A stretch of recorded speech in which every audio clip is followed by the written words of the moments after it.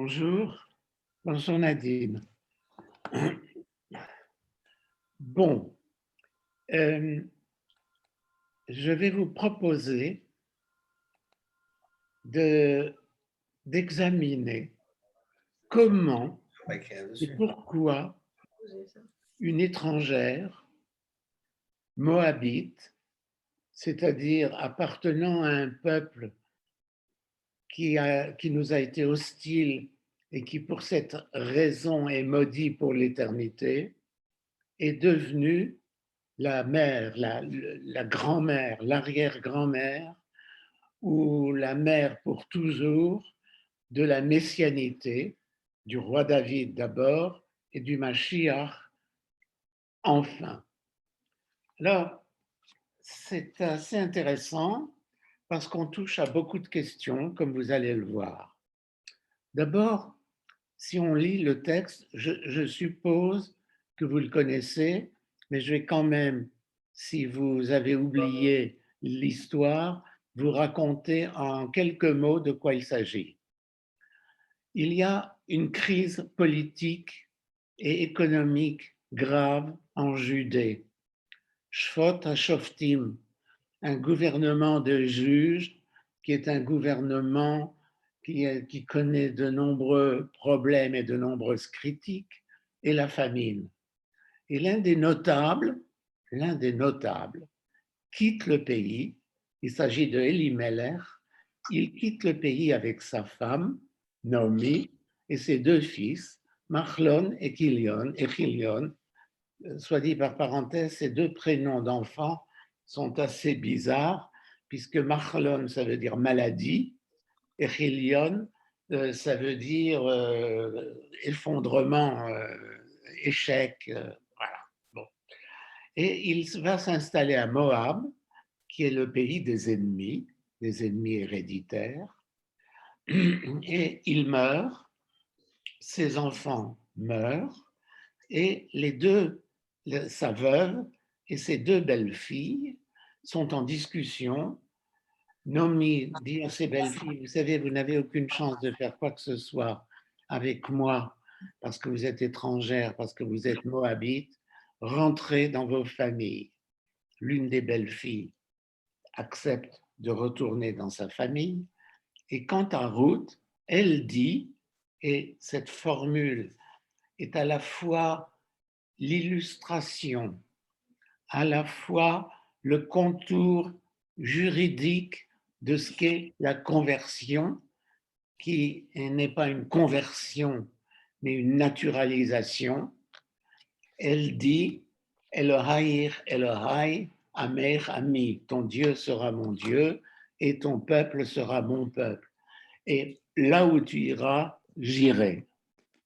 Voilà, voilà ce qui se passe. Elle retourne donc en Judée avec la belle-fille Ruth qui l'a suivie. Là, comme elles sont pauvres, elle est veuve, c'est vraiment la veuve éplorée, et elle conseille évidemment à sa belle-fille d'aller glaner. Vous vous souvenez que l'une des mitzvot de la Torah est d'abandonner la glanure aux pauvres. Ruth va glaner et par hasard, chacun sait que pour nous juifs, il n'y a pas de hasard. D'ailleurs, je pense aussi souvent à un auteur français, je ne me rappelle plus où j'ai lu ça, mais j'ai trouvé ça très bon, qui disait qu'il n'y a pas de hasard, il n'y a que des rencontres. Et c'est tout à fait le cas, puisque Ruth va glaner sur le territoire de Boaz, lointain parent de Elimelech. Et bon, j'abrège l'histoire parce que mon propos n'est pas de raconter la Megillah, mais de la commenter. J'abrège donc l'histoire. Il se trouve que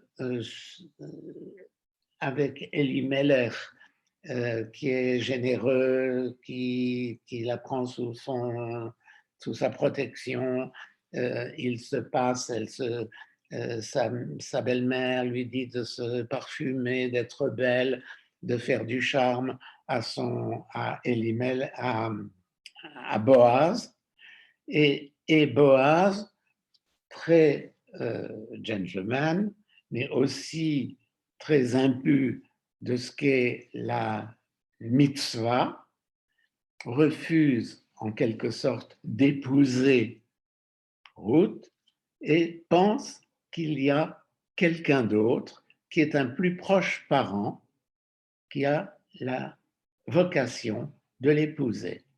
Alors on voit qu'on réunit un minyan, c'est quelque chose d'assez inhabituel. Et puis, qu'est-ce qui se passe à ce moment-là? Ce proche parent, qui s'appelle Monsieur Untel, Plony Almoni, il dit non, non, ça risque de perturber ma famille. Il y a beaucoup de commentaires pour savoir en quoi. Et finalement, Ruth devient l'épouse de Boaz. Vieux monsieur, aristocrate, plein de générosité, plein de bienveillance, et de cette union naît la généalogie du roi David. Voilà l'histoire brute de décoffrage. La fin du texte nous renseigne, nous donne la généalogie du roi David. La généalogie du roi David, le lien d'abord à l'origine avec Péretz, le fils de Tamar, une autre histoire dont je ne parlerai pas ici. Et voilà ce qu'on nous dit sur ce sujet. Pourquoi à la fin est mentionnée la généalogie jusqu'au roi David? C'est un texte du Zohar qui donne une idée très intéressante. Amar Rabbi Yossi ben Kosma. Rabbi Yossi ben Kosma nous dit Tameh ani im gilazu, je me suis stupéfait, je suis étonné que cette Megillah, l'Oba, ne vient pas que pour une seule raison, et là, le Yaches Zera Shel David, que pour nous renseigner sur la généalogie du roi David. Comment on nous raconte toute cette histoire pour une seule raison, c'est que c'est la généalogie du roi David. Et à cette opinion, dans le Zohar, répond une autre opinion qui est en quelque sorte une analyse de cette première opinion. Rabbi Eliezer de Rabbi Yosef Amar, pourquoi le Hodia Zera David Shehu Kesef Tsarouf, pour nous enseigner, pour nous faire connaître que par la descendance de David, qu'il est de l'argent raffiné. Kesef Tsarouf. Tsarouf, c'est pas la même chose que Tahor. C'est pas la pureté, c'est le raffinement. Le raffinement implique que on part de quelque chose de non raffiné, de quelque chose de brutal, de brut, pour devenir raffiné. C'est cela le sens de cette formule. Donc voilà, voilà donc une première explication pour savoir pourquoi ce livre existe.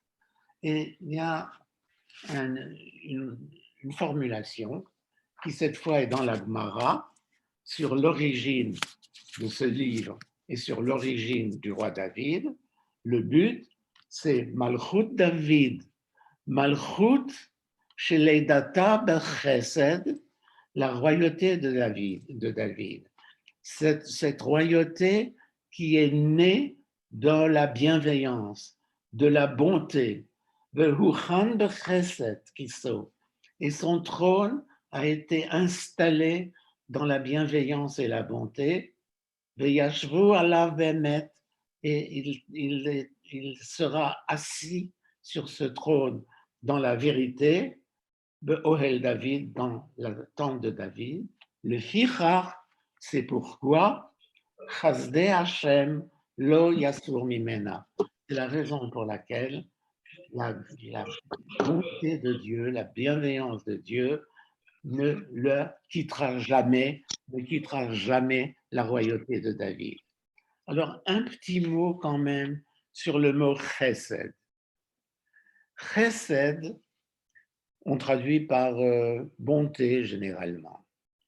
Chesed, je vais vous rappeler la définition qu'on trouve dans le Rambam, dans Mishneh Torah, quelque part. Le chesed, c'est d'une part un acte gratuit à propos duquel on n'attend aucune récompense, aucune rémunération. Mais ça n'est pas que cela. Ça n'est pas qu'un acte gratuit. C'est aussi un acte que l'on pratique au-delà d'une quelconque obligation juridique, halachique. C'est un acte de bonté que l'on fait. L'expression, je reviendrai dans un moment parce qu'elle est très importante sur cette expression, c'est ce qui est l'ifnim mishurat adin, ce qui est au-delà de l'obligation qui nous est imposée. Alors, il y a une question très intéressante dans la pensée de nos chachamim sur l'acte gratuit et sur le mérite de l'acte gratuit. En réalité, la récompense, c'est la contrepartie de la valeur. La récompense d'un acte qui n'est pas obligatoire et qui est fait au-delà de tout ce qu'on imagine d'obligatoire, eh bien, est moins récompensé que l'acte obligatoire. Ça s'exprime dans un adage qui est dans plusieurs endroits, mais en tout cas, c'est un adage, c'est une expression dans la Gemara. Celui qui est chayav, celui qui a l'obligation, est moins récompensé que celui qui ne l'est pas. Qu'est-ce que ça veut dire? Et pourquoi ici, on ne parle pas de la récompense? Pourquoi? Eh bien, pour une raison très simple, c'est que le grand mérite de l'homme, ça n'est pas d'être un être exceptionnel. Le grand mérite de l'être humain, c'est d'être un être humain et de vivre selon ce qu'on lui demande. Car selon ce qu'on lui demande, il a en main un outil de perfectionnement de lui-même, mais aussi de perfectionnement de l'ordre social. Chayav she'eno chayav, voilà, c'est ça l'expression. Et c'est vraiment intéressant de savoir que la grandeur, elle est dans la discipline et pas tellement dans l'état d'âme qui conduit quelqu'un à aller au-delà de ce qu'on lui demande. Alors, donc, quelle est donc la justification du livre? Pourquoi ce livre? Pourquoi ce livre, à part ce qu'on vient de voir? Bien, d'abord, il y a encore une citation. Je vous rappelle que je fais beaucoup à ceux qui sont mes visiteurs nouveaux, que je fais beaucoup de citations parce que je m'interdis presque toujours d'avoir des opinions personnelles. Je ne fais que reproduire ce que j'ai appris ou lu. Alors, la citation que je vais vous faire est dans le Midrash, Ruth Rabbah, Amar Rabbi Zeira nous dit, Megillah Zou, ce livre, cette Megillah, Ba, Megillah Zou, Ein Ba, Lotuma Velotahara. C'est un texte dans lequel on ne parle ni de pureté ni d'impureté, Velo Isur Veheter, et ni de ce qui est permis et de ce qui est interdit, c'est-à-dire il n'y a pas les bornes qui façonnent la vie de l'homme. Lama Nirteva, alors pourquoi a-t-elle été écrite? si ça ne parle pas de spiritualité, c'est-à-dire de pureté, si ça ne parle pas d'obligation légale, pourquoi écrire ce livre? Et le Midrash répond, le lamdecha, pour t'enseigner, kama sachar tov, le gomler hasadim, combien est grande la récompense de ceux qui répandent gomler hasadim, ceux qui répandent de la bonté. La chassidim, le chesed, c'est la bonté. Cette abondance de bonté fait que, entre cette formule, Gomel Chassadim Tovim, c'est une formule qui se trouve, comme chacun d'entre vous la reconnaît, dans le Shemon Esrei, attribué à Kadosh Baruch Hu, qui est la source de toute la bienveillance, de toute la bonté, de toute la bonté dont nous sommes les bénéficiaires. Alors, on a donné d'autres raisons. On a donné d'autres raisons. On a donné comme raison que lorsque Ezra et Néhémia sont revenus de Babylone, vous vous souvenez, on nous rapporte dans le Tanakh qu'ils ont ramené avec eux leur épouse non juive. Un peu comme le problème des épouses non juives, des immigrés russes en Russie, on a souvent fait la comparaison. Les Chachamim de l'époque, Ezra, Nehemia, ont obligé les Juifs qui revenaient de l'exil de Babylone à renvoyer leurs épouses. Et une partie des Mefarshim, une partie des commentateurs, disent que ce livre est destiné à montrer que avoir renvoyé les femmes n'était pas très bien. Ein leachrik nashim, dit un texte dans la Gemara, Ein leachrik nashim, il ne faut pas repousser les femmes étrangères. Et voilà, ça me semble assez important.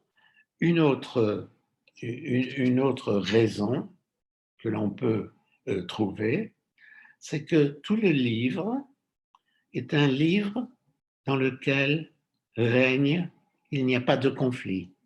Il y a très peu de livres, d'ailleurs c'est vrai, le Havdil dans la littérature universelle, il y a peu de textes qui n'aient pas un moment ou un autre une référence à un conflit. Dans tout le livre de Ruth, c'est Shalom et Shalva. Shalom, c'est la paix, la plénitude, et Shalva, c'est plutôt quelque chose de l'ordre de l'apaisement intérieur, de la vie intérieure des uns et des autres. Tout ce livre est de Shalom, Shalom et Shalva. Voilà un peu les raisons. Il y en a encore une autre. C'est la dernière que je vais vous citer parce qu'il y a vraiment beaucoup de textes, beaucoup de commentaires plus intéressants les uns que les autres. Il y a un texte qui est assez d'actualité, à mon avis. C'est Ein Linhog Chumra. Il ne faut pas, alors Chumra, c'est une expression usuelle pour désigner une règle conçue, comprise dans le maximum de sa rigueur, par opposition à Kula, c'est-à-dire une façon un peu laxiste ou légère d'interpréter un même texte. Alors, aujourd'hui, nous sommes dans le monde de la Torah, nous sommes dans un monde où pour des raisons historiques sur lesquelles je ne vais pas m'étendre, mais sur lesquelles je veux bien revenir tout à l'heure si vous posez des questions sur ce sujet. Aujourd'hui, nous vivons dans un monde dans lequel on est essentiellement dans la Khumra. Et ceci, pour des raisons historiques, à partir du Khatam Sofer, qui avait comme règle, alors c'est comme ça, En Kol Chadash Asur. Tout ce qui est une innovation, tout ce qui est une modification est interdit. Et l'une des raisons, selon les commentaires, ce n'est pas mon opinion, c'est que ce livre a été écrit pour dire En linhog chumra. Il ne faut pas toujours avoir une attitude d'extrême rigueur dans l'interprétation et dans la lecture. Alors j'en arrive à la question essentielle, la vraie question. Pourquoi? Pourquoi Melech Chai Vekayam Mityaches le Isha? Pourquoi le roi dont la pérennité est assurée, Mityaches est relié, le Isha à une femme, chez Mozart dont l'origine, Me'am d'un peuple, chez Albanav Nemar, à propos des enfants desquels il est dit Lo yavou bikal Hashem ad olam. Ils ne feront pas partie de l'assemblée de Hashem ad olam pour l'éternité. Donc c'est véritablement très très sévère. Elle vient d'un peuple qui est complètement rejeté. Et donc pourquoi? Alors d'abord, une première idée très intéressante, c'est que l'important n'est pas dans l'origine, mais dans le devenir. L'important n'est pas dans l'origine de quelqu'un, d'un peuple, d'une histoire, mais dans le devenir. C'est-à-dire que ce qui est important dans la vie, c'est ce qu'on a devant soi et pas seulement la racine. Ce qui ne veut pas dire que la racine n'est pas importante, mais même dans la nature, avant qu'une plante ne germe, eh bien, elle a une graine qui a pourri dans la terre. Donc, c'est à partir de cette destruction d'une graine dans la terre que pousse une plante nouvelle.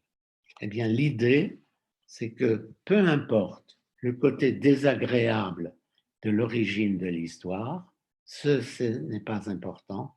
Ce qui est important, c'est le développement, c'est le devenir. Alors, ce qui peut se résumer à propos de ce que nous venons de voir, dans la formule suivante, c'est encore une citation. Le lamdeinu, on vient nous enseigner, klal hakolel chaye adam, un principe qui englobe toute la vie de l'homme. Toute la vie de l'homme est englobée dans le principe qui est le filigrane du livre de Ruth, et que je vais vous citer, Chovato shel Adam, le devoir de l'homme, ligmol chesed im zulato. Le devoir de l'homme, c'est d'être bienveillant, d'être bon avec son prochain. Et ceci conduit à la bracha. C'est-à-dire qu'on voit que la bienveillance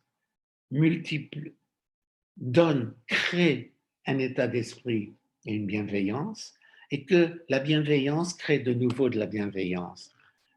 Si j'ose faire une comparaison un peu téméraire, en économie, on connaît aussi des phénomènes multiplicateurs. C'était la vieille théorie de Keynes qui était importante à l'époque, c'est pas hier, où je faisais mes études. Voilà, il y a des actes qui génèrent d'autres actes et qui sont des multiplicateurs. Eh bien, notre doctrine enseignée par nos chachamim, c'est que gomel chassadim tovim, c'est que être dispensé de la bienveillance à l'égard du prochain crée une atmosphère de bienveillance et qui conduit à la bracha pour tout le monde, à la bracha pour tout le monde. Alors, je vais revenir un instant à l'enseignement que je vous citais tout à l'heure de Rabbi Zera. rappelle que ce Rabbi Zera dit, on ne parle pas dans ce livre de pureté, d'impureté, de loi positive, de loi négative, de ce qui est permis, de ce qui est interdit. Alors, pourquoi? De quoi parle-t-on? De quoi parle-t-on?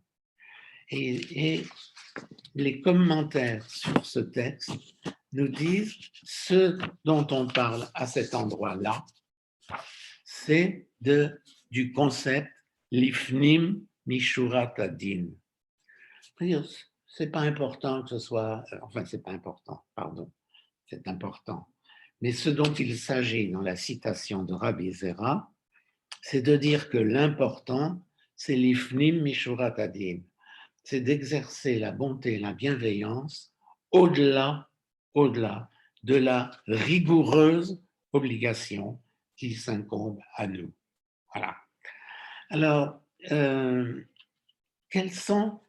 où sont les actes de bienveillance dans le texte? Eh bien, ils sont multiples, de A jusqu'à Z.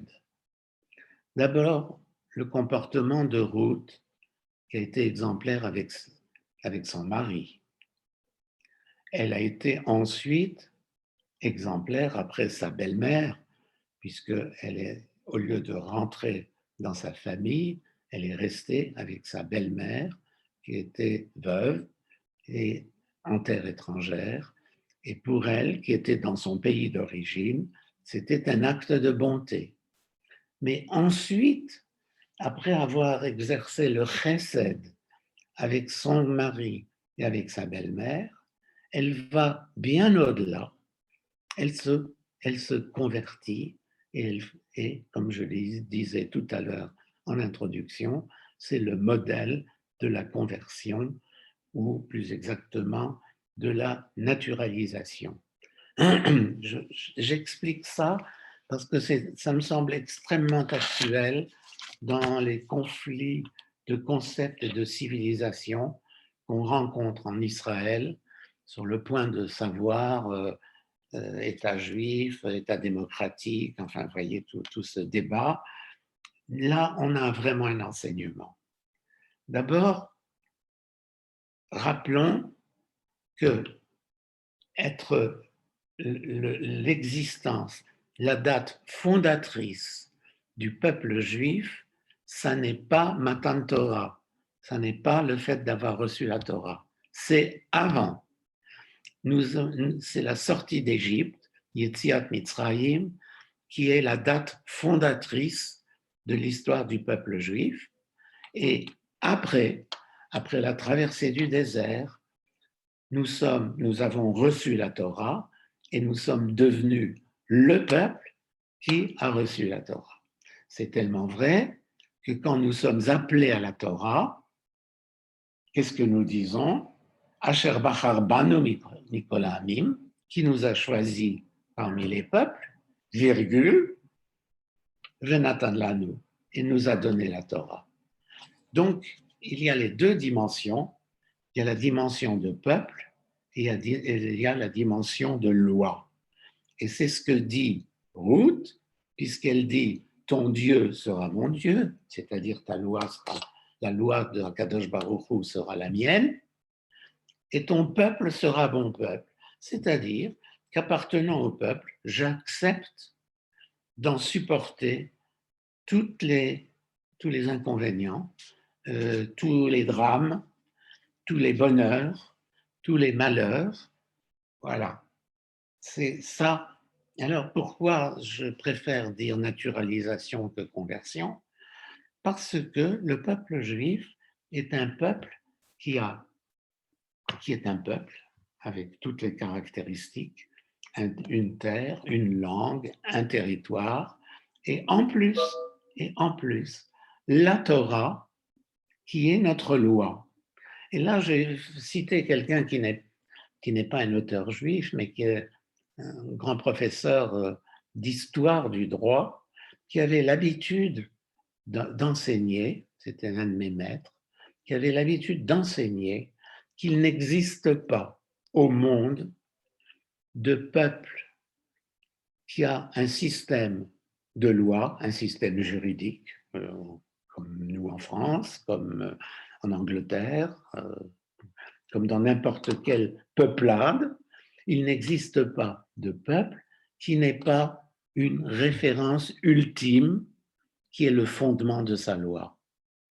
Autrement dit, les références laïques auxquelles on a recours aujourd'hui, elles existent, ce sont des références, mais ce sont des références qui, pour l'ensemble, et ça je dis ça, je répète ça, qui veut l'entendre, nous ne le disons pas suffisamment, le fondement aujourd'hui de nos civilisations occidentales fondées sur les droits de l'homme, c'est exclusivement, si on creuse, le fruit de la présence de Torah d'Israël au sein du peuple juif.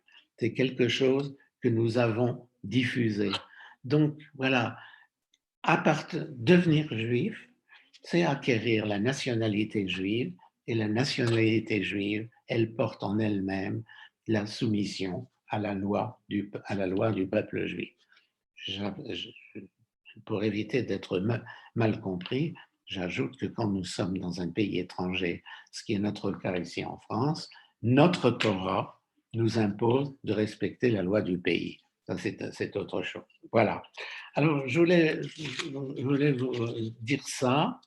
Je reviens maintenant à l'énumération des actes dits de bonté. Il y a évidemment la glanure, les Judéens, la famille de Boaz et tous les jeunes qui étaient là, tout le monde s'est bien conduit, tout le monde s'est bien conduit, tout le monde a été généreux, les choses se sont passées fantastiquement. Le mariage de Boaz, il faudrait passer beaucoup de temps pour raconter le détail, mais c'est fantastique. C'est Dafka, c'est vraiment fantastiquement aussi entièrement de la bonté. Et comme toutes les actions, les unes après les autres, chaque acte a été un acte de bonté. Le seul acte qui est réprouvé, sans que ce soit formulé, c'est la mort de Elimelech et de ses deux fils. Elimelech et ses deux fils, les commentateurs nous disent, ce n'est pas dans le texte, et les commentateurs nous disent qu'ils sont morts parce qu'ils ont fui la collectivité du peuple juif, ils ont fui leurs responsabilités, ils ont fui leurs devoirs, et ça c'est tout à fait insupportable. Alors, cette bonté générale explique en quelque sorte le sens de l'histoire. Autrement dit, l'histoire de la bonté et l'histoire de cette généalogie se tressent, se lient pour donner un profil de l'histoire de la royauté d'Israël vers la messianité. C'est cette bonté originelle qui conduit à la pérennité de l'histoire. Et là aussi, je vais encore faire une citation. Amar Rabbi Eliezer, c'est un texte magnifique. Boaz asa et shelo. Boaz a fait son devoir. Ruth asta et shela. Ruth aussi a fait ce qu'elle avait à faire, c'est-à-dire son devoir et l'ifnim mishurat adin. Naomi, la belle-mère, elle aurait pu avoir un autre destin. Asta et Shela a aussi fait ce qu'elle avait à faire. Autrement dit, les trois personnages principaux, Boaz a fait ce qu'il avait à faire, Ruth a fait ce qu'elle devait faire, Naomi a fait ce qu'elle devait faire, Amar Akadosh Baruch Hu, Dieu dit devant ce spectacle, Amar Akadosh Baruch Hu, Af Ani, moi aussi, Aaseh et Sheli, moi aussi, je ferai ce que j'ai à faire. Autrement dit, la royauté est née de la bonté, elle a été instaurée par la bonté, et c'est pourquoi il est dit à propos de la royauté de David, transformée en messianité pour l'avenir, comme on l'a vu dans un cours précédent sur la messianité, Chasdei Hashem lo yasur mimena. La bonté, la bienveillance de Hachem, lo yasur mimena, ne quittera jamais la royauté. Alors, je voudrais ajouter quelques idées et glaner un peu partout. D'abord, cette constatation que la description des actes et des traits de caractère induit je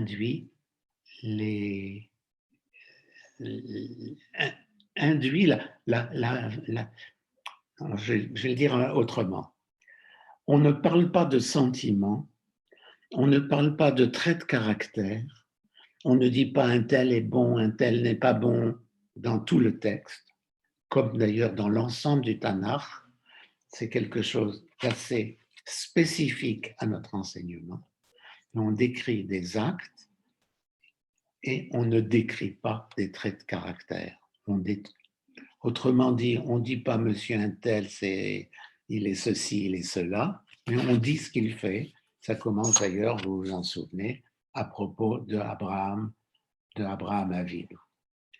Un autre intérêt de ce livre, c'est la valorisation de la Torah Sheba'al Peh, la tradition orale.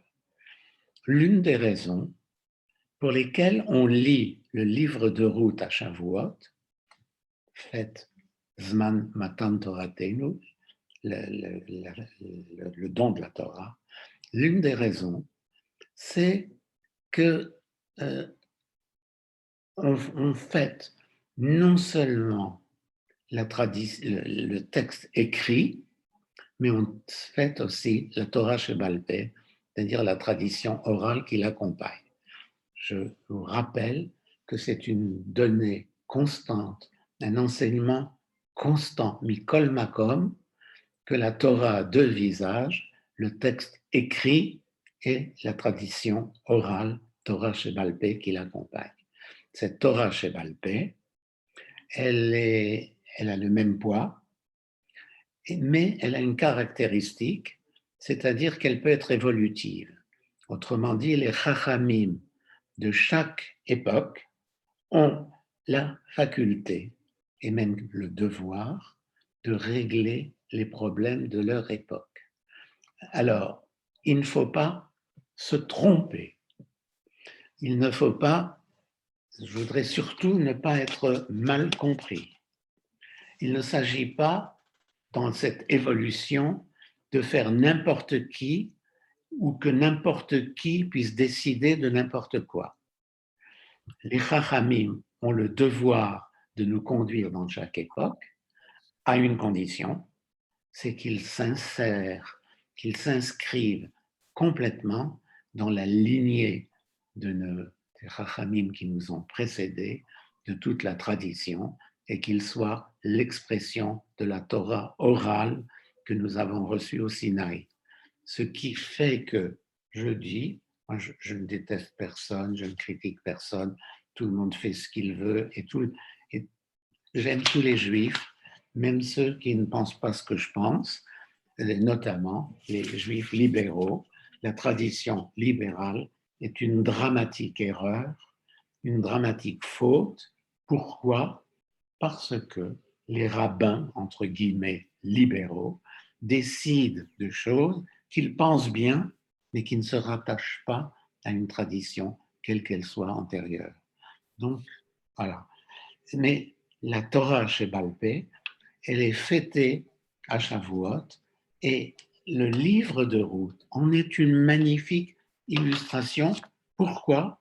Parce qu'on peut voir que plusieurs des mitzvot qui y sont décrites sont décrites en fonction de la Torah Sheba'al Peh, de la tradition orale qui a changé les choses, qui a fait évoluer les choses, et qui sont totalement acceptées. Je vais vous donner quelques exemples où j'en suis en termes, il est 9h10, ça va, j'ai encore quelques minutes, Marc, je suppose.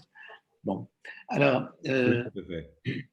voilà, alors, où on voit quelles sont des illustrations que la Torah Sheba'al Peh est exprimée par ce texte, mais aussi que cette Torah Sheba'al Peh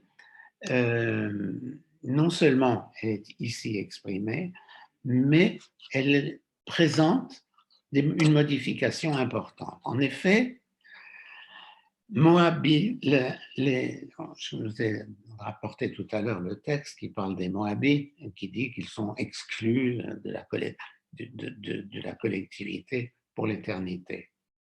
Alors, comment a-t-on pu accepter Ruth? Eh bien, la tradition orale énonce ce principe que ça concerne Ammonie, c'est-à-dire les hommes moabites, et pas les femmes. Voilà. La tradition a donc accepté que la femme moabite puisse entrer dans le klal Israël, dans l'assemblée d'Israël, par une conversion totale. Je vais vous donner deux autres exemples rapidement de textes qui sont complètement différents dans la Megillah de ce qui est écrit dans la Torah. Par exemple, le Yiboum. Il y a une mitzvah qui s'appelle le Yiboum qui consiste à demander au frère d'un homme décédé d'épouser sa veuve si elle n'a pas d'enfant pour que ce frère défunt ait, à travers ce geste, une descendance, c'est-à-dire que la lignée ne soit pas interrompue. Ça s'appelle le Yiboum. Eh bien, ici on n'a pas tellement de temps de prendre les versets et de regarder, mais on se rend compte que ici, d'abord, on ne parle pas de Yiboum. On dit quelque chose qui ressemble. On dit le Hakim Shem Hamet Shel Nachalato. Il y a quelques citations qui sont des références à cette mitzvah, mais cette mitzvah telle qu'elle est là, ce qu'on lit dans le livre ne correspond pas aux prescriptions prévues par la Torah ni à l'Halacha. Il y a au moins trois différences. Il y a trois différences avec le vrai Yiboum. Le premier, c'est que le Yiboum dans la Torah concerne les frères, le frère du défunt. Et ici, ce n'est pas le frère, il ne s'agit pas du frère, il n'y a pas de frère, c'est un autre membre de la famille, et on fait comme si. La deuxième différence, c'est que les enfants qui seraient nés de Noémie n'auraient pas, si Noémie avait fait des enfants à ce moment-là, n'avaient pas la faculté de faire le Yiboum selon la Halacha. Pourquoi? Parce qu'il y a une règle qui est que la femme du frère ne doit pas être déjà au monde au moment du décès. Donc ça aussi, là on voit une situation qui est une situation qui n'a rien à voir avec la halakha telle qu'on l'enseigne. Et on le comprend aussi dans les propos de Noémie qu'elle peut s'exonérer. Très clairement, il s'agit d'un comportement qui est complètement différent. De même, comme je vous le disais tout à l'heure, le rassemblement d'un minyan pour cette cérémonie, c'est totalement.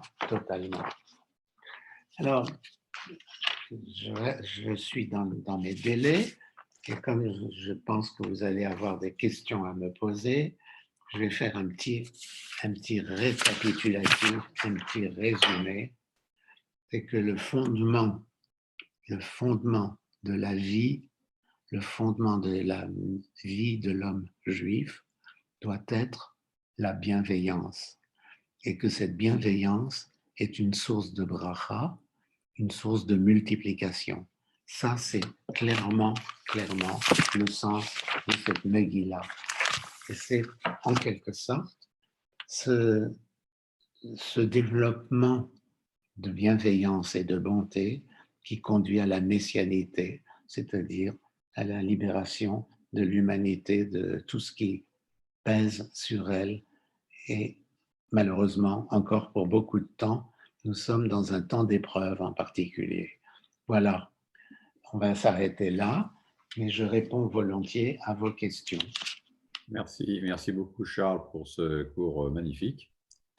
Donc, vous pouvez reprendre vos micros, les ouvrir, lever la main pour poser une question. Et mettez votre caméra on, ça sera sympathique qu'on voit qui est là, même si votre arrière-plan n'est pas exceptionnel. Voilà.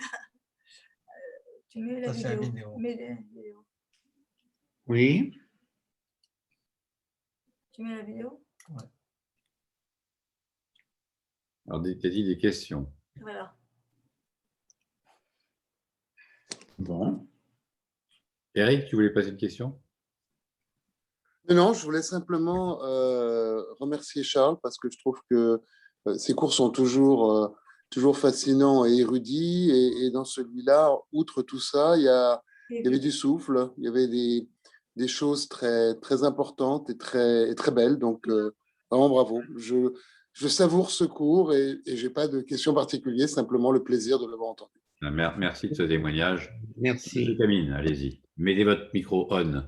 Je vais mettre micro on. Moi aussi, je m'associe à ce que vient de dire Eric. C'est je veux dire, un exposé de très haute volée. Je ne sais pas si j'ai tout compris.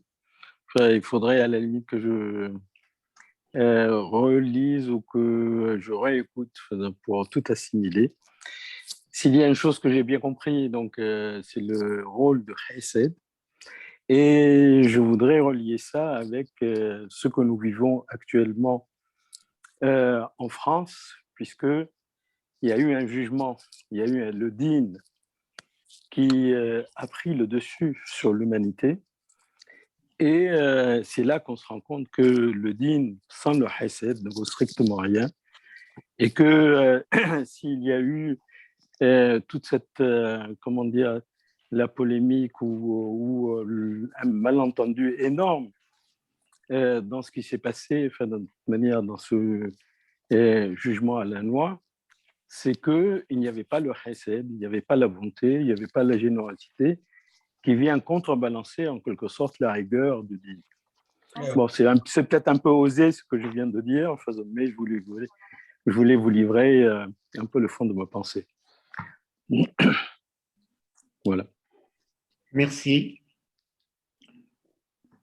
Question?